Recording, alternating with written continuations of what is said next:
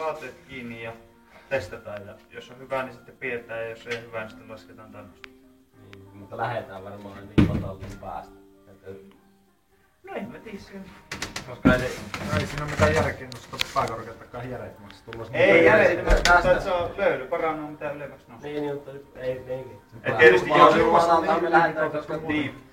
mitä alempana tämä, niin mukavampi kävellä, mutta sitten totta kai se on Niin. sanomismukavampi Niin. se päällä. Tuo kiuas on niin ylimitoitetun kokoinen silti tähän näin. Ei se mitään ole. Et se antaa sitä lämpöistä, ei tarvii ylös nostaa. Ei tarvi ihan hirveeti heitellä mitään puita. Kun ammutaan, niin ammutaan kovilla, niin ei jää kitumaan. Niin se on suurin piirtein johonkin tähän.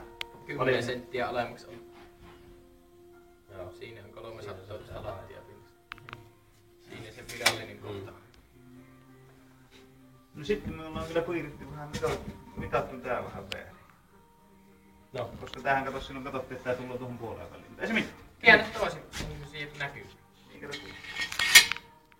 No eikä se oo sit hommaa. Ei kun niin, eihän se tää on kasattu vaan väärin. Ei kun on se ihan oikein. Mut ei se mitään. Se on vaan, se on kato just se, että mihinkä kohtaan meille tullaan. Siinä alumiinina alkaa pitää. Niin, se on ihan kato siitä kiinni, että mihin me tää saadaan kiinni. Mutta tähänhän me pystytään näihin kyllä pistämään se poikki maneri, mikä sitten tulee samaan tassoon tuon panelonin kanssa. Ja siihen niin se on puhe. Niin. Panelointi sitten niin alas kuin mitä tämä tulee. Niin siihen tulee se liikkevästi niin ja piipä. Niin tuohon niin jos heppoo muutama ite porrautuva vaan enemmän noihin ja sitten kun vettää poikki. Niin ja tässä puu pysyy nyt kuule.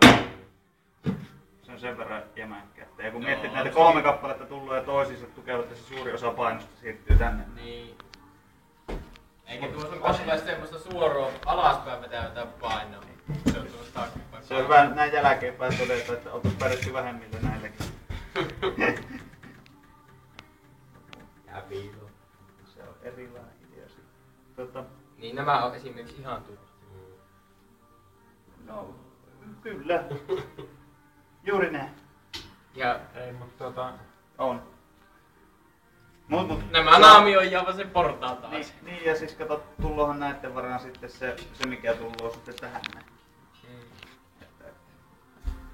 Mut kyllä niinku sanotaanko, että olisi pärjätty 3 tai itse asiassa 2. Mut tullapahan tukeva.